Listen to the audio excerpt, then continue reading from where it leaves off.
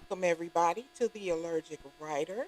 This show is brought to you by the novel Yellow Cake Chocolate Frosting, available at Amazon, and also sponsored by Sanford and Son, where you can find awesome deals on anything you need.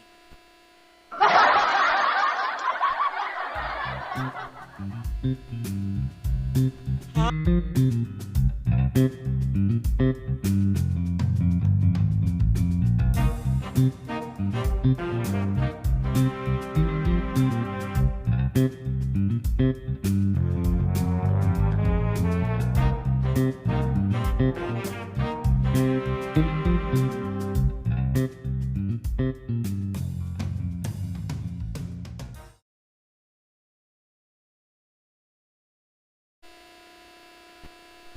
Welcome. How are you today? I'm great. Joining me tonight is a fellow indie author, Simona Taylor. I really appreciate you being here with us. And she's been writing a lot longer than me, and she has more experience than me. And hmm I just wanted to get her on here so we could talk about the publishing industry and being an independent author and the trials and tribulations of that and social media and Okay, cool. yeah. All right. So, where are you located today? I'm in Trinidad, West Indies. Oh, did you Yeah. did you grow up there? Yes, I was born here. Oh, that's wonderful. You have that beautiful accent. Thank you. Yes. So, how many people were in your family when you were kids, when you were growing up? I have one brother and one sister. One brother and one sister. Okay. Yep. That's cool. Is anybody in the family artistic? Anybody else? Well, my sister knit. Huh? My brother is not. My mom and dad were both very artistic, Oh, very creative. okay. They Yes. they write, draw, or My mom is an artist. She paints. She wrote a little bit, mm-hmm. but she used to design carnival costumes. Oh wow, that's And my father was a singer and a musician. that's awesome. Yeah. I bet it was fun at your house. It was very interesting growing up in a very creative family. Mm-hmm. Mm-hmm. Yeah. So your dad being a musician, did he travel a lot or? No, he was the manager of a very well-known choir in Trinidad. Mm-hmm. He also played with bands since he was a young man. He Oh, played with brass bands. oh, okay, Yes. Yeah. okay. That's nice. That's nice. Okay, I got to get into the meat of this with you because you have so much experience. I Okay. see all of your books online, and I haven't got to. You're on my list, but you know how that Mm-hmm. goes. We have so much on our list. Um, so when did you know you wanted to write for a living? I have wanted to write since I was about 7 or 8. I started writing at that age and throughout my teens. Okay. Did you Mhm. um did you work on any school newspapers or anything like that?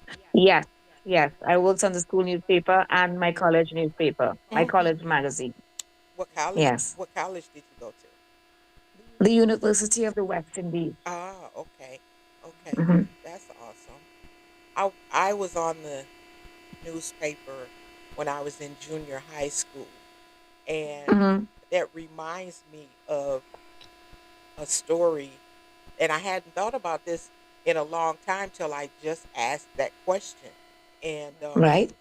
I wrote a story um, for the junior high school newspaper, and mind you, junior high. hmm Okay, this is grades 7 through 9 at the time when we were going to school. It was 7 through 9, hmm and I have been a Prince fan since the beginning of time. So have I. And I wrote a story using his song titles. And Mm-hmm. even back then, he didn't have, he had some not so child friendly song titles. And so I remembered whoever the editor was, and it Mm-hmm. was one of the teachers. And man, they cut my story up so bad, and I was so upset. But I mean, as a kid, I'm like, okay, so I listen to Prince, and I'm thinking, okay, this is how the song titles, make this story. I wish I Mm-hmm. had a copy of it, but I don't. Of course, that was so long ago. But they edited my Mm-hmm. story out so bad, and it just wasn't the same. But it wasn't I anything I can could do relate. about it. I can relate. I had that experience in high school too, having my stories edited, and it's very upsetting. Oh my goodness, it is. It Mm-hmm. is. So now that well, first I want to ask you about your traditional publishing journey. Right. When you first published, you published traditionally first, right? Yes. Okay. How did that go? Did you get um a agent and get a deal, or did Mm-hmm. you you did I that? was very lucky to get the Night Agency, which is now a very prominent and very popular agency. But I was their second client in 1996. My agent, who was Deirdre Knight, had just left a job a month or two before to become an agent. So I got in on the ground floor. I'm not sure if she would take me on as a client now because she's so highly sought after and so popular and so respected, Mm-hmm. but I got lucky. That's awesome. Now, how long were you with them? Technically, I'm still with her, even though I've gone independent. Mm-hmm. Our contract is still in place. And Oh, she helped me through 14 of my novels. Yeah. okay. Okay. Hmm. So, what is, tell me one really good thing about being published traditionally and one bad thing about. The best thing about being published traditionally is that they handle a lot of your distribution and your marketing, the covers and things like that. So that takes a lot of that responsibility off my shoulders. And they know what they're doing more than I do. Mm-hmm. However, the difficult thing for me was that I didn't feel I had enough creative clearance, creative opportunities. I was being told what to write.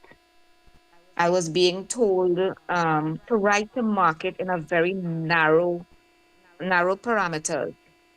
You can only write this, and your character can only do this. And I felt very stifled. So they went so far as to tell you what your character could and couldn't do. Yes, there were very strict rules. For example, all sex scenes, you had to have a condom. Condoms were mandatory.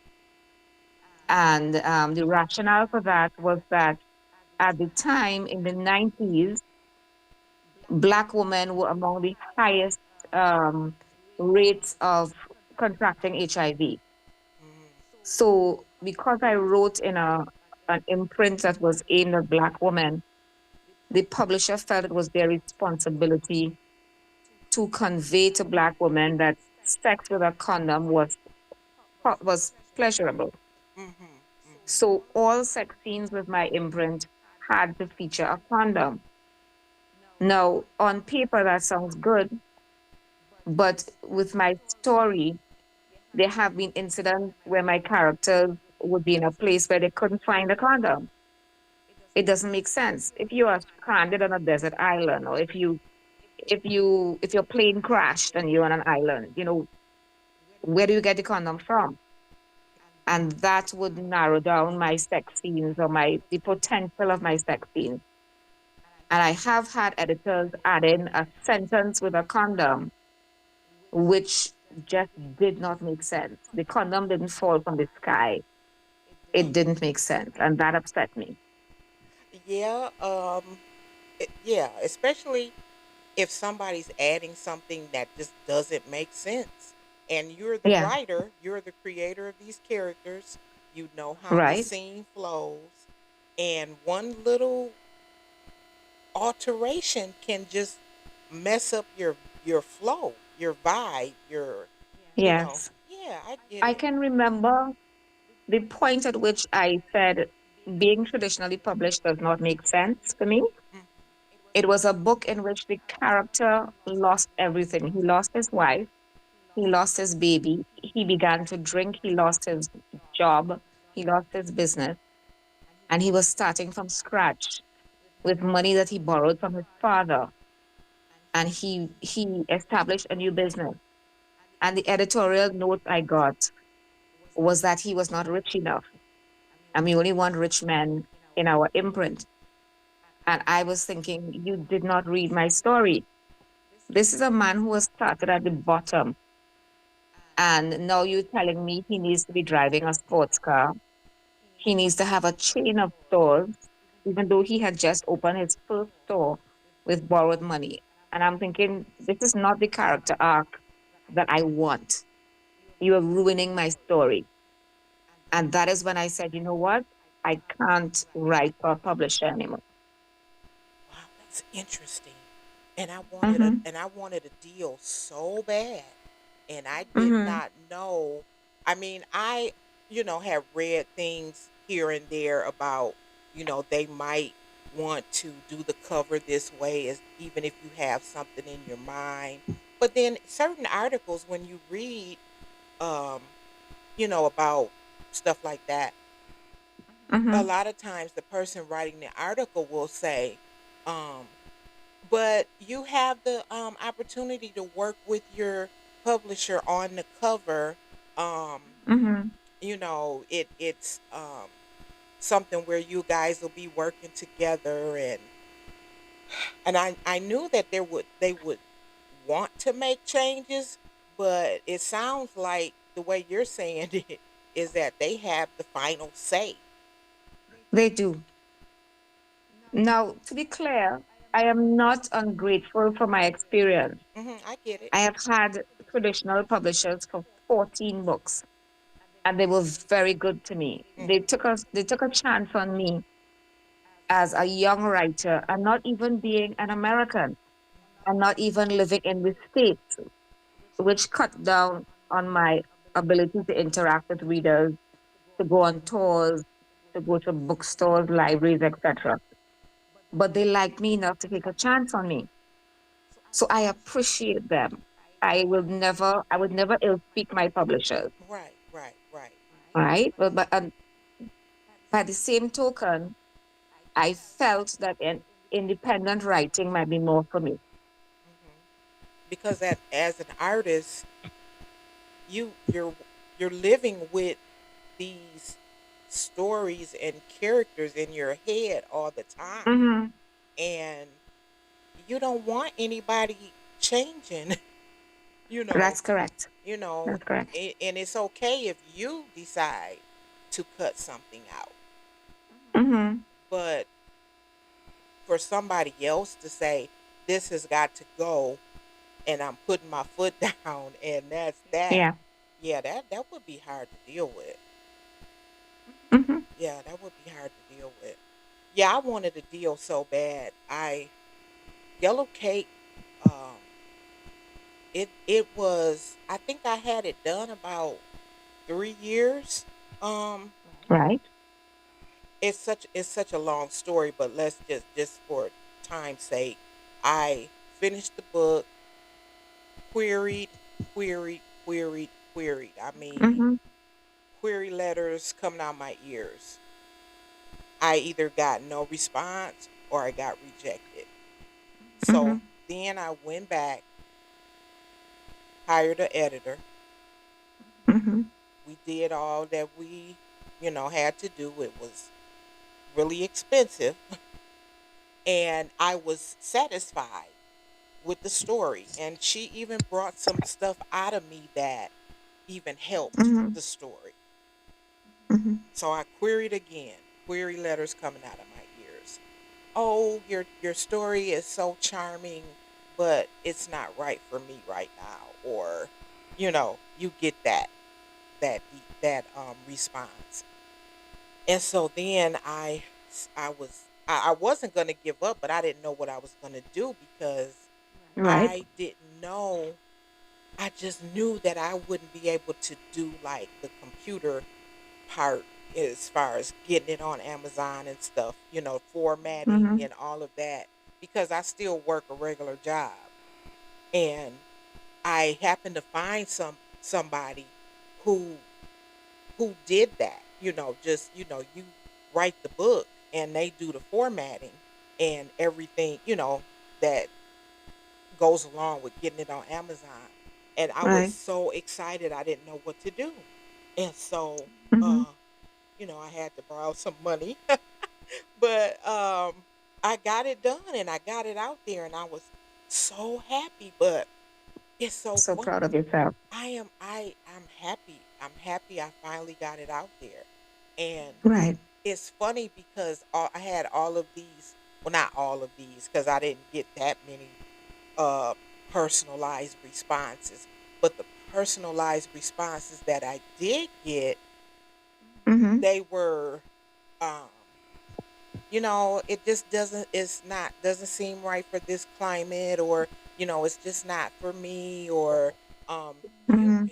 you have strong writing, but um I just can't champion this story for you. And although I don't have tons and tons of reviews, I have Mm-hmm. all 5-star reviews and I have one Right. 4-star. So Okay. how can you not tell me that people not interested in this kind of story? So, I think that their parameters are extremely narrow. mhm, And it is because they have gotten publishing to a mathematical science. mhm, They have identified maybe 10 themes that will sell, mhm, and they're not looking for anything that is outside of those themes. I think they have almost a written guideline mhm. for what they are willing to publish. And if you're outside of that, they may not be willing to take the risk because it is a financial risk for them. Of course, of course. Yeah, Business is business, you know, that's correct. and And because the climate in the publishing industry has changed, there are only a handful of very successful writers that the publishers are willing to put their money behind. The smaller writers may not be a promising prospect for them, mhm. and they may not have the money to put behind an unknown, Yeah, which leaves the vast majority of us without a backer, without a champion. yes, So it means that we have to champion ourselves and each other. yes, yes, most definitely. It's just, when you're working with, I'm just gonna say, I'm speaking for me, for Mhm. a zero advertising budget. Right, And it's like, what else can I do? I mean, I find all the free things that I can to get it out right. there.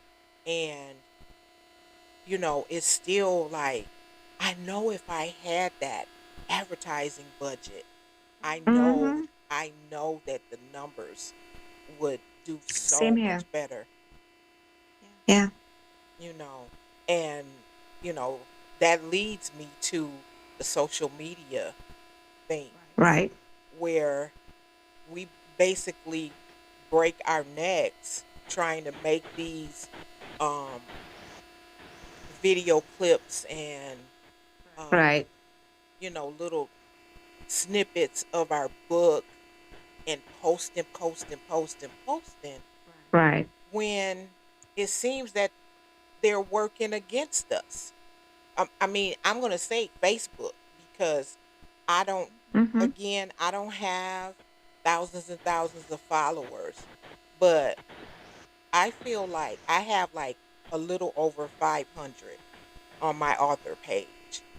And Right. I feel like if everybody, not even everybody, even half, I'm everybody that follows me cannot be an author. You know what I'm saying? And so I, Right. I just feel like if everybody could see everybody that they're following, Right. then whether that person bought my book or not, they might see it and say, "Hey, I know somebody that likes reading this kind of stuff. So I'm going to let her know about it." Or they Right. just share it to their family or Well, whatever. well, that's exactly what I think. I think because writers at our level don't have that budget, the only persons we can rely on is each other. Mhm. So we have to share each other's books. We have to share each other's posts. We have to be each other's champions. Mhm. And Mhm. it's the only way we're going to get through it in this crowded market.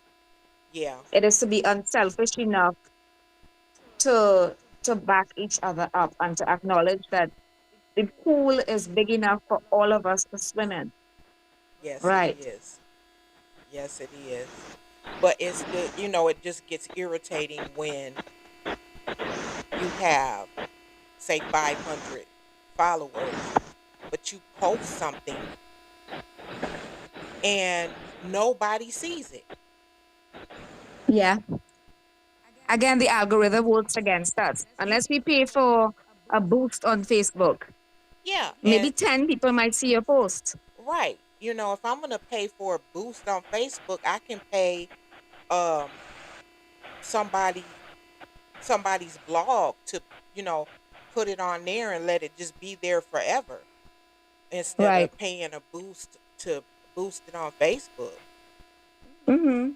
So I don't know. And I I don't know if you know, but I looked on the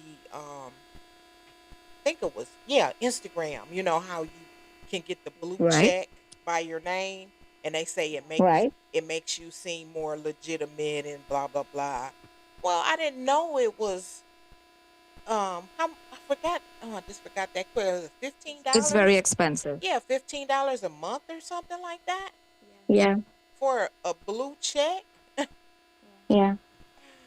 Oh. But I personally don't even look for the blue check. I don't see why that would make me make any decision about the person. Mhm.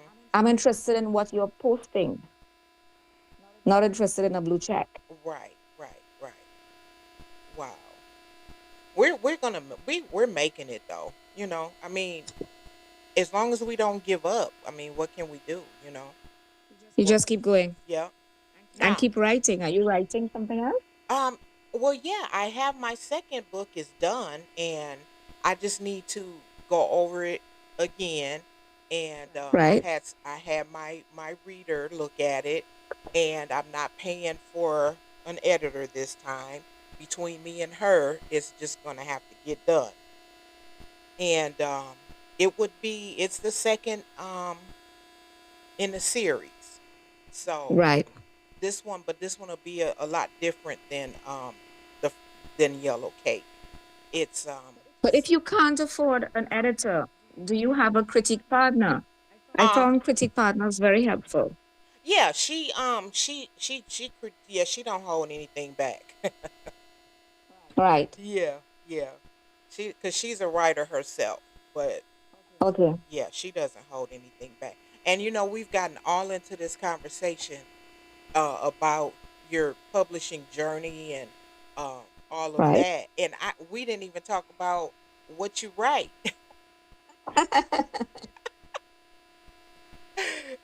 That's because we're so passionate about the idea of our books and publishing that, that just came second. So tell the audience what you write. Okay, well, I write romance primarily. I have published three literary novels under my real name, Rosalind Carrington, but I have been writing primarily romance. It is mid spicy. I can't say I write erotica or anything heavily explicit anymore. Maybe when I was younger, I wrote more explicit romance, but now I'm tempering it, I guess, to a more moderate audience. Mhm. That's good. And now, how many total books do you have out altogether? I have published, I'm thinking about 18 novels, but independently, I have only published eight. I'm working on more. Yeah, the others will publish with my mainstream publishers. That Yeah. that's awesome. I look forward to having a catalog like that one day. Mm-hmm. But I've got the second one done in the series, and then the third one is partially done, and then the other Good. ones are floating in my head.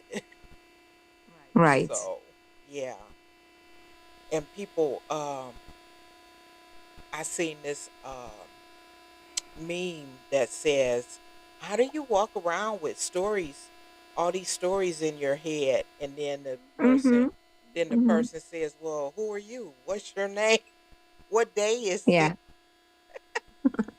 It's funny. It's like that though sometimes, and sometimes. Yeah, sometimes you can't sleep because you have stories Mhm. in your head and conversations in your head. Mhm. Mhm. Yeah. And the characters, especially when you really start working on them, and they are fully developed, but you're not Right. finished. They will talk to you. Right. Oh my goodness. It's enjoyable, and um I don't want to use the word irritating, but just, when you need to get some sleep, and you got these people It's talking to difficult. you. Yeah. It can be painful. Yeah. Yeah, it's something, but I enjoy it. I'm thankful I got the gift. I am. Right. Yeah. Oh my goodness. I am so glad you decided to hop in with me. You are my first actual independent author. The other episodes Oh, wow. yeah, the other episodes I talked to people doing other stuff, but you are my first author, which is, what I primarily want to talk to on here. That's great. Yeah. And I enjoyed our conversation. It's nice to talk to you in sort of in person. Mm-hmm. Yeah, Yep. And it's good enough. yeah, Across the miles. I know. I'm Yeah. when I get all my money, I'm gonna have to make a trip to Trinidad. It's fabulous, especially at carnival time. Oh, I know. I mean, I've seen pictures and videos, and it's Mm-hmm. just, oh my goodness, it just looks so beautiful. Yep. I'm definitely a big carnival person. Oh, I bet you have Yeah, a I love good it. time. Yeah. Oh, and now how long does it last? Well, the carnival season starts in December and it goes until carnival, which is normally February or March. Mm-hmm. But the actual carnival days is just Monday and Tuesday. Okay. Yeah, Oh, so do you dress up and do all of that? I do. I Oh, do. I certainly do. wow. Since I was 18 months old, Have you ever I've been posted involved in carnival. any pictures dressed up? If I can send you, yes, I can send you pictures. Yes, I would love to see them. I would love to see Yeah, them. Okay. Okay. Well, that's great. Yep. Don't you forget to send those pictures. I will. Okay. All right. I want to thank Simona Taylor for being with us this evening, and Thank you. you all, everybody, have a great night. Talk to you later. Have a good night. Bye bye. And check me on Facebook. Yes. Before I Yes. hang up, oh yeah, you know what? I got your social, so I'm going to. You can read them off, but I am going to put them in the description box. Yeah, it's just Simona Taylor Romance. Okay, great. And she has a newsletter. And I post every day. Yep. So you guys whoever listens to this, you look in that description box, get her socials, and give her a follow. Thank you. All right, I'll talk to you guys later. Thanks, Simona. Bye. Bye bye.